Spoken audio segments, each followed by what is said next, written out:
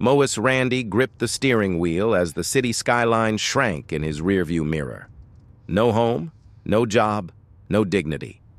Just his 7-year-old daughter asleep in the back seat and a life destroyed by powerful people who never knew his name. He was about to disappear forever.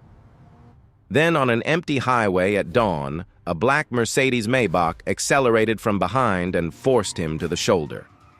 The woman who stepped out was Ella Clinton, billionaire CEO of the very corporation that had crushed him. Why would the head of the system chase down a man it had already destroyed? 6 months before that desperate drive at dawn, Mois Randy had been a different man. He remembered the morning everything began to unravel. He had walked into Clinton Properties headquarters wearing his best suit, carrying a leather briefcase his late wife had given him on their 5th anniversary. The building's glass facade reflected the autumn sky, and Mois had felt for just a moment that he belonged there. 15 years of climbing the ladder from entry-level analyst to senior project manager had earned him a corner office on the 14th floor and a reputation for integrity that his colleagues both admired and envied. At 38 years old, Mois had built the kind of life his father always dreamed of but never achieved. A stable career, a modest house in a decent neighborhood, a daughter who looked at him like he could move mountains. After his wife Michelle passed away from cancer 3 years earlier, Mois had poured everything into 2 things: his work and his daughter Sophie. They were all he had left, and he protected them fiercely. Sophie was 7 with her mother's curious eyes and her father's stubborn chin. She had learned silence the way some children learn to ride bicycles naturally and out of necessity. When other kids asked where her mother was, Sophie simply said she was gone. When teachers expressed concern about her quietness, Mois assured them she was processing grief in her own way, but the truth was simpler and sadder. Sophie had watched her father carry the weight of the world alone, and she had decided somewhere in her young heart that she would not add to his burden. Mois's troubles started with numbers that did not add up. As senior project manager for Clinton Properties' affordable housing division, he oversaw developments meant to provide homes for working-class families. It was the part of his job he loved most. While his colleagues chased luxury condominiums and commercial towers, Mois fought for projects that actually helped people. But in late spring, he noticed discrepancies in the budget reports. Construction costs inflated by 20%. Vendor payments to companies that existed only on paper. Approval signatures from executives who claimed they had never seen the documents. Someone was siphoning millions from projects designed to house the poor. Mois spent weeks gathering evidence quietly. Emails between 3 mid-level directors discussing how to hide the money trail. Spreadsheets showing the real numbers versus the doctored ones. Meeting notes that implicated people he had once considered friends. He saved everything to a USB drive and prepared to take it to the executive leadership, trusting that the institution would correct itself. He never got the chance. On a Tuesday morning that had started like any other, Mois was called into a conference room filled with faces he recognized. Human resources, legal, 2 members of the board. And at the head of the table, a man named Richard Caldwell, the chief operating officer, who had always smiled too wide and laughed too loud. They did not let Mois speak. Caldwell presented carefully constructed evidence showing that Mois had orchestrated the entire fraud. Bank accounts in offshore locations opened in his name, forged signatures on approval documents that matched his handwriting perfectly, a paper trail that led straight to his office door.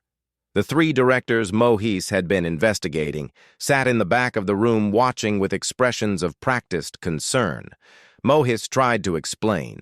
He had the real evidence. He could prove what actually happened, but security was already at the door, and his access badge stopped working before he reached the elevator. By the time he got home, his termination was on the company website. By evening, his name was on the local news. By the next morning, his phone had stopped ringing. The investigation that followed was swift and brutal. Mois's bank accounts were frozen pending review. His professional licenses were suspended. Every company in the industry received quiet warnings about the disgraced project manager who had stolen from the poor to enrich himself. The cruelest irony was not lost on Mohis. A black man accused of stealing from affordable housing projects. The narrative wrote itself and no one questioned it. He hired a lawyer with what little savings he could access, but the retainer ran out before any real progress was made. He applied to dozens of companies, but his resume had become radioactive. Old colleagues crossed the street to avoid him. Neighbors who had waved for years now looked through him as if he were made of glass. And through it all, Ella Clinton, the billionaire CEO whose name was on every building, whose face appeared on magazine covers and philanthropy galas, remained completely untouched. The scandal was handled internally, her subordinates assured her. A rogue employee had been caught and removed. There was no need for her to concern herself with the details. Mohis learned quickly that the corporate machine he had trusted was never designed to protect people like him. It was designed to protect itself. And when the machine needed a scapegoat, it found the easiest target available. The house went first. Mohis could not make mortgage payments with frozen assets and no income. He sold it before the bank could take it, walking away with barely enough to cover his debts. Then the car traded down for an older model that burned oil but still ran. Then the furniture, the electronics, everything that was not essential for survival. 4 months after his termination, Mohis and Sophie were living in that old car. He tried to hide it from her. They would park in different locations each night, Walmart parking lots and quiet residential streets where no one would notice. Mohis would recline the front seat and pretend they were on an adventure camping under the stars. Sophie would curl up in the back with a blanket that still smelled like their old house, and she would pretend to believe him. One night, parked behind a closed grocery store, Mohis woke to find Sophie staring at him. Her eyes caught the faint glow of a distant streetlight, and he realized she had been watching him cry in his sleep. He wiped his face quickly and forced a smile. "Everything is fine, sweetheart. Just a bad dream." But Sophie did not look away. Her small hand reached across the gap between the seats and found his. She held on tightly the way she used to hold her mother's hand during thunderstorms. "Daddy," she whispered, "are we bad people?" The question hit Mohis harder than any accusation, any news headline, any frozen bank account. He had endured humiliation, he had survived poverty, but hearing his daughter doubt her own worth because of what had been done to him was more than he could bear. He unbuckled his seatbelt and climbed into the back seat, gathering Sophie into his arms. She was so small, so fragile, and yet she had carried this question silently for God knows how long. "No, baby," he said, his voice breaking despite his best efforts to hold it together. "We are not bad people. You are the best thing that ever happened to me. None of this is your fault." Sophie pressed her face against his chest. "Then why do people look at us like that?" Mohis had no answer. He held his daughter until she fell asleep, and he stayed awake until dawn, staring at the ceiling of their car and wondering how much longer he could keep doing this. The decision came slowly then, all at once. He would leave. Not to start over somewhere else, because starting over required resources he no longer had. Not to chase some dream of redemption, because he no longer believed redemption was possible for people like him. He would leave to disappear. To remove himself and Sophie from a city, a structure, a world that had made it abundantly clear they were not welcome. There was a small town upstate where Michelle's grandmother had once lived. The property had been abandoned for years, but the deed was still in Michelle's name, which meant it now belonged to Sophie. It was not much a rundown cabin on a few acres of overgrown land. But it was far from the city, far from the stairs, far from the constant reminder of everything he had lost. Mohis spent his last $20 on gas and a bag of sandwiches from a convenience store. He did not tell anyone he was leaving because there was no one left to tell. At 4 in the morning, while Sophie slept peacefully in the back seat, he pulled out of the parking lot where they had spent the night and pointed the car toward the highway. The city lights faded behind him, and for the first time in months, Mohis felt something close to relief, not hope. Hope had died somewhere between the conference room and the courthouse, but relief the quiet relief of surrender. He was done fighting a battle he could not win. He was done believing in institutions that only protected the powerful. He was done trying to prove his innocence to people who had already decided he was guilty. He was done. The sun began to rise as he merged onto the interstate, painting the sky in shades of orange and pink. Sophie stirred in the back seat, but did not wake. Mohis glanced at her in the rearview mirror, this child who had lost her mother and was now losing her home, and he made a silent promise. He would give her a quiet life, a simple life. A life far away from the cruelty of people who destroyed others without consequence. He did not know that at that very moment someone was already looking for him. Someone who had just discovered the truth. Someone who would change everything. But for now, Mohis drove toward the horizon, believing he was leaving it all behind forever. While Mohis drove toward disappearance, Ella Clinton sat in her corner office on the 42nd floor, staring at documents that made her feel physically ill. She was 52 years old and had spent her entire adult life building Clinton Properties into one of the most respected real estate empires in the country. Her grandfather had started the company with a single apartment building in Brooklyn. Her father had expanded it into commercial real estate, and Ella had transformed it into a diversified powerhouse that developed everything from luxury condominiums to affordable housing projects. She had appeared on the covers of Forbes and Fortune. She had shaken hands with presidents and prime ministers. She had truly believed that her company represented something good in the world. That belief died at 3 in the morning when an independent auditor named Patricia Wells placed a USB drive on her desk. Patricia had been hired to review the affordable housing division after some minor irregularities appeared in the quarterly reports. What she found was not minor. Millions of dollars had been systematically siphoned from projects designed to help working-class families.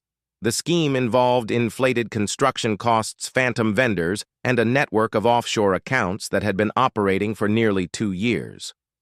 But that was not what made Ella sick. What made Ella sick was the backup server. When Patricia dug into the company's archived files, she discovered something that should have been deleted long ago.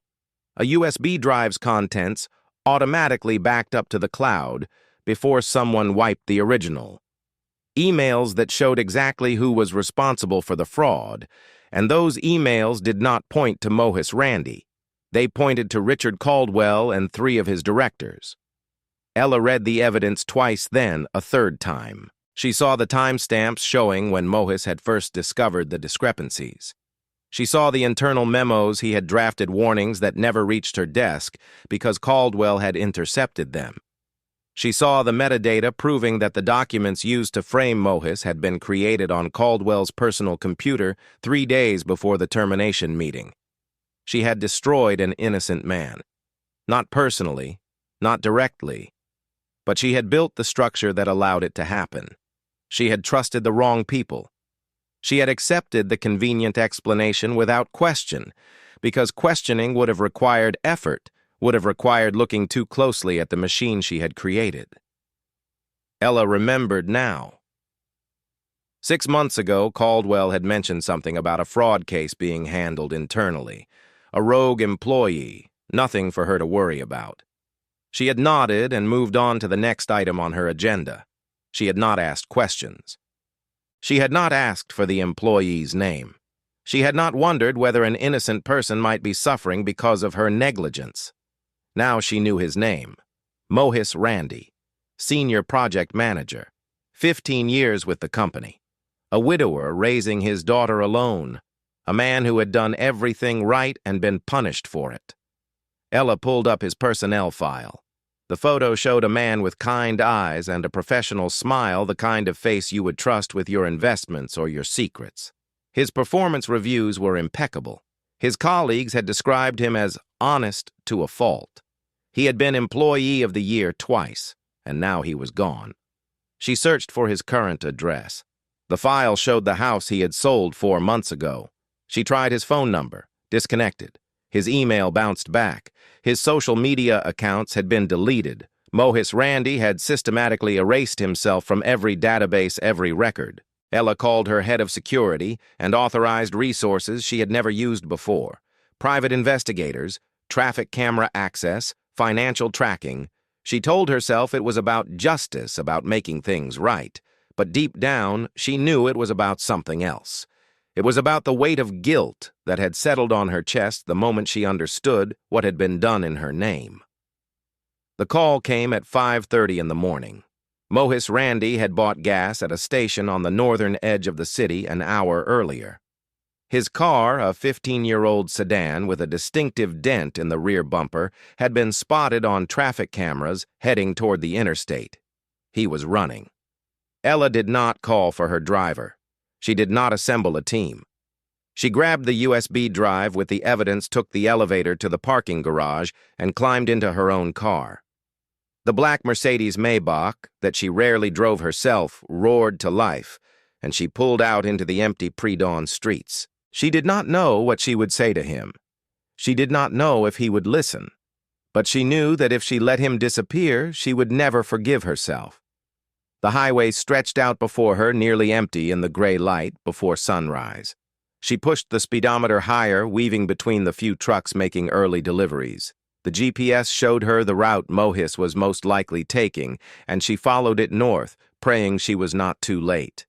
She spotted his car just as the first rays of sunlight broke over the horizon, an old blue sedan moving steadily in the right lane, driving exactly the speed limit the way someone drives when they have nothing left to lose and nowhere they need to be.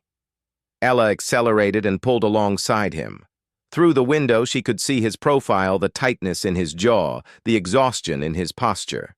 And in the back seat, a small figure wrapped in a blanket. She flashed her lights and honked, but Mohis did not respond. So she did the only thing she could think of. She pulled ahead and gradually slowed, forcing him to choose between stopping and collision. Mohis's car veered onto the shoulder gravel, crunching under the tires. Ella pulled over in front of him and stepped out before she could lose her nerve. The morning air was cold and she had not thought to grab a jacket. Her breath formed small clouds as she walked toward Mohis's car, the USB drive clutched in her hand like a lifeline. Mohis was already out of the car, his body positioned between her and the back seat where his daughter slept. His eyes found her face, and Ella watched recognition dawn. She had seen that look before in the faces of employees. She had fired in the eyes of competitors she had crushed. But this was different. This was not fear or respect. This was something colder. This was hatred earned, Mohis said, and the single word carried the weight of 6 months of suffering. Mr. Randy, Ella began, but he cut her off. His voice was steady, controlled, the voice of a man who had spent so long being angry that he had learned to contain it like a weapon. You took everything from me. My job, my reputation, my home. And now you chase me down on a highway at dawn. What else could you possibly want? Ella held out the USB drive. I want to give you this. Mohis looked at the small device but did not move to take it. What is that? Another piece of evidence you manufactured. Another nail in my coffin. It is the opposite, Ella said. It is everything you collected, the original emails, the real financial records, the proof that you were telling the truth. It was in our backup servers. I found it last night. Mohis stared at her for a long moment. The sun continued to rise behind him, casting long shadows across the empty highway. When he spoke again, his voice had not softened. So what you drive out here, hand me a USB drive, and what I am supposed to be grateful, I am supposed to forgive the company that destroyed my life, because the CEO finally bothered to look at the evidence. I am not asking for forgiveness, Ella said. I am asking for a chance to make this right. Mohis laughed, but there was no humor in it. Make it right. Do you have any idea what right would look like? Can you give me back the 6 months my daughter spent sleeping in a car? Can you erase the newspaper articles that call me a thief? Can you undo the way my neighbors look at me, the way old friends pretend they do not see me on the street? He stepped closer, and Ella resisted the urge to step back. She had faced hostile boardrooms and cutthroat negotiations, but nothing had prepared her for the rawness of this man's pain. "You stand there in your designer clothes," he continued, "with your fancy car and your USB drive, and you think you can fix this. But you cannot. Some things once broken do not go back together. You did not just take my job, Ms. Clinton. You took my faith in everything I believed. I trusted the institution. I did everything right. And it crushed me without a second thought." Ella wanted to defend herself, to explain that she had not known that she was a victim of her own subordinate's deception. But she stopped herself, because he was right. The company was hers. She had built it. She had profited from it. And she had failed to ensure it protected the people who depended on it. "I know," she said quietly. "I know you have no reason to trust me. But I am asking you to take this evidence. Take it to whoever you want, a lawyer, a journalist, the authorities. I will cooperate fully. I will testify against the people who did this. I will make sure they face justice." Mohis shook his head slowly. "And then would I get my name cleared? And you get to feel good about yourself. You get to tell the press that Clinton Properties cleaned up its own mess. This is not justice. This is damage control." Before Ella could respond, a small voice interrupted them. "Daddy." Both adults turned to see Sophie climbing out of the car, her blanket still wrapped around her shoulders. She looked between her father and the stranger, her eyes heavy with sleep, but sharp with understanding. Mohis moved quickly to her side. "Go back in the car, sweetheart. I will be right there." But Sophie did not move.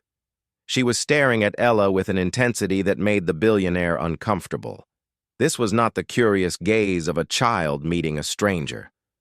This was something else. This was judgment. "Are you the lady who made my daddy cry?" Sophie asked. The question hit Ella like a physical blow. She opened her mouth to speak, but no words came. What could she possibly say? How could she explain corporate malfeasance and wrongful termination to a 7-year-old girl who had watched her father weep in a parking lot? Sophie waited, and Ella felt the weight of those young eyes more heavily than any courtroom testimony or shareholder meeting. "I am sorry," Ella finally managed. Her voice cracked on the words, "I am so sorry." Sophie did not acknowledge the apology. She turned to look at her father instead. "Do you know my daddy is not a bad person?" Ella nodded. "I know. I know that now." "Then why did nobody believe him?" The question hung in the cold morning air. Mohis placed his hand on Sophie's shoulder, but he did not try to silence her. He was watching Ella with something that might have been curiosity, waiting to see how the woman at the top of the corporate ladder would answer the child at the bottom of it. Ella knelt down so that she was eye level with Sophie. It was an awkward motion in her expensive clothes, but she did not care.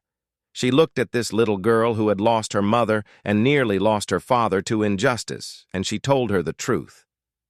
Because the people who were supposed to listen were not paying attention. Because sometimes the people with power protect themselves instead of protecting others. Because your daddy was an easy person to blame, and the real bad guys made sure everyone believed the lie.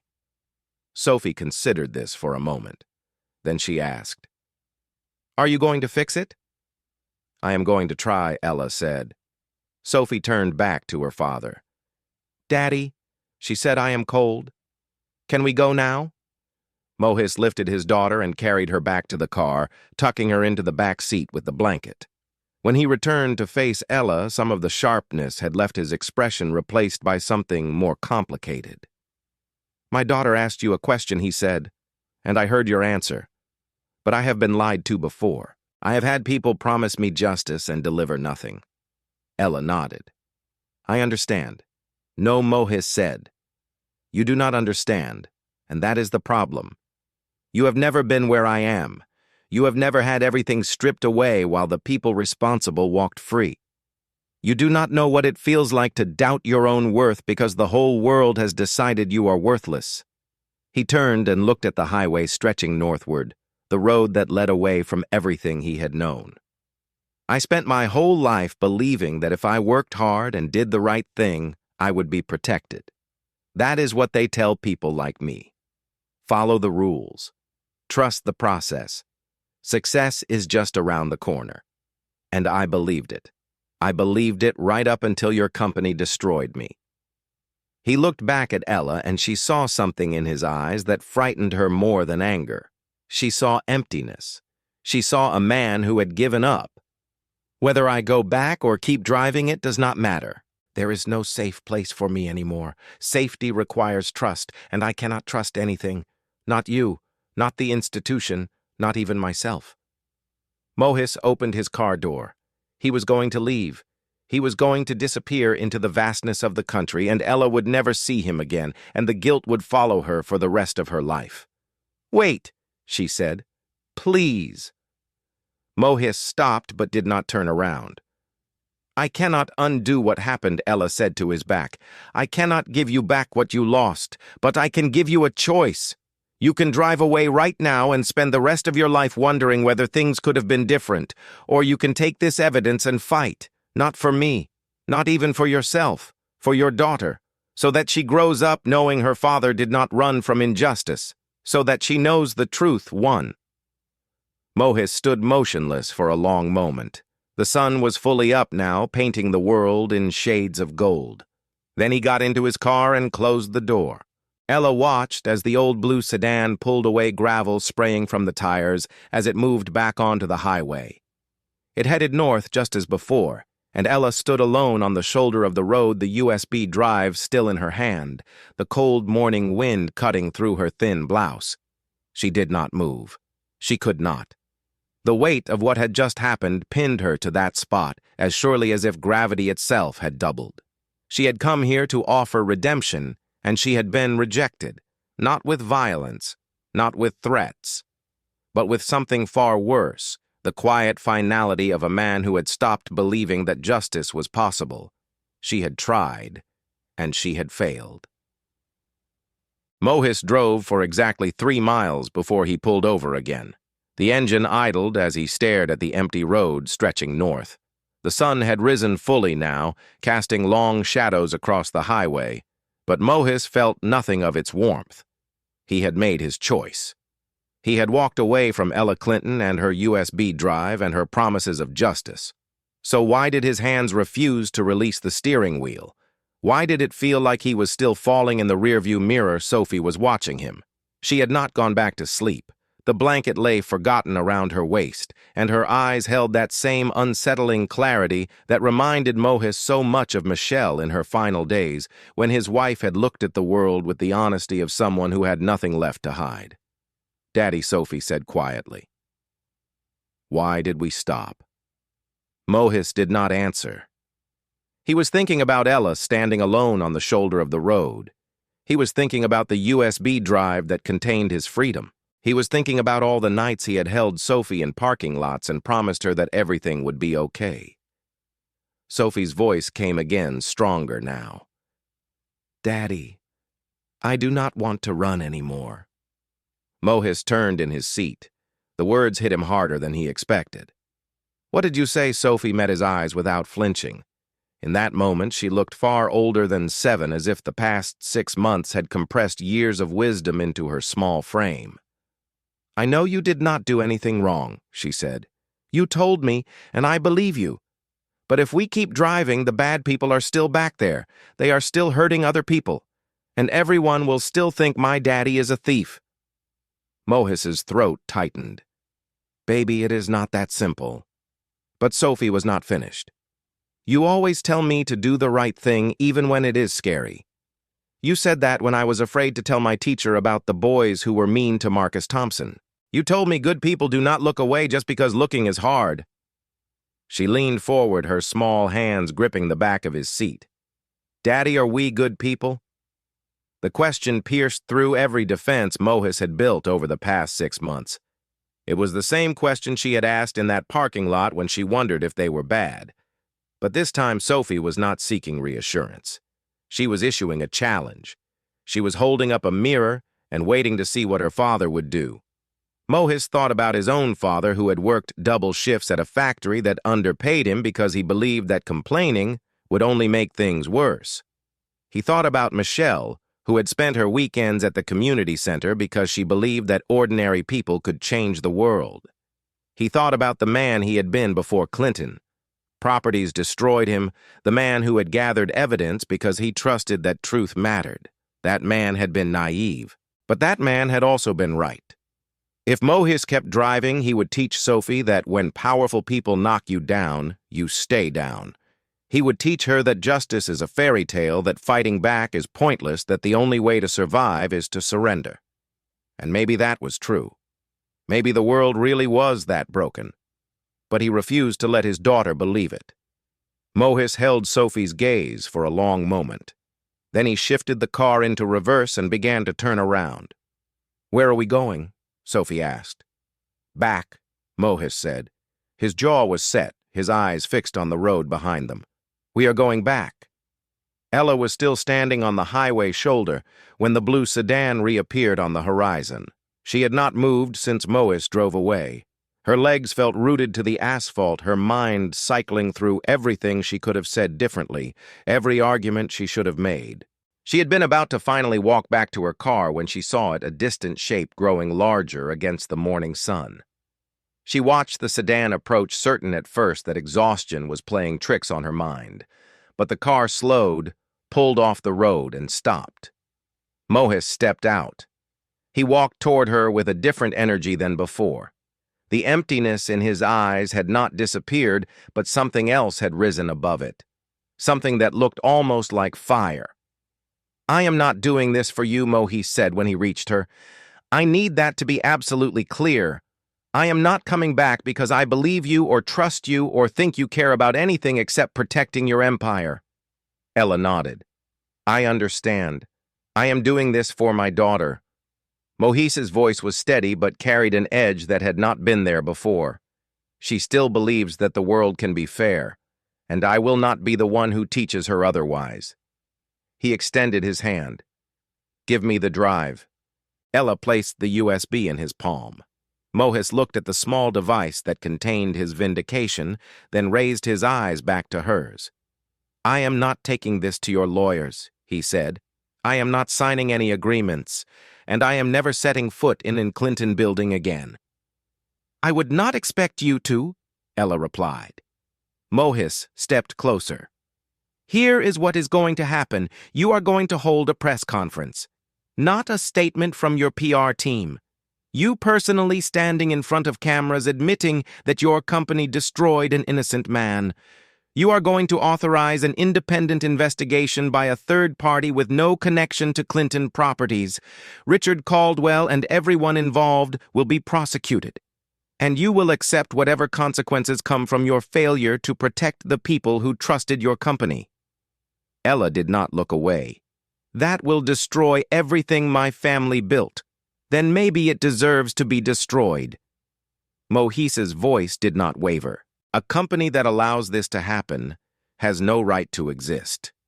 The words hung between them in the cold morning air. Ella thought about her grandfather laying bricks for the first Clinton building.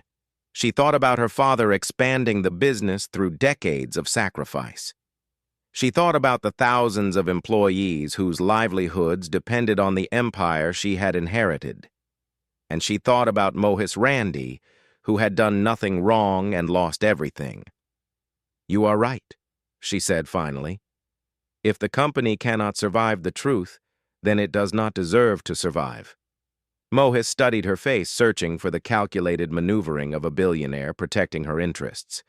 But all he found was a woman confronting the weight of her own failures. Ella continued. "I will make the announcement tomorrow. I will cooperate with any investigation, and I will step down as CEO." Mohis had not anticipated that.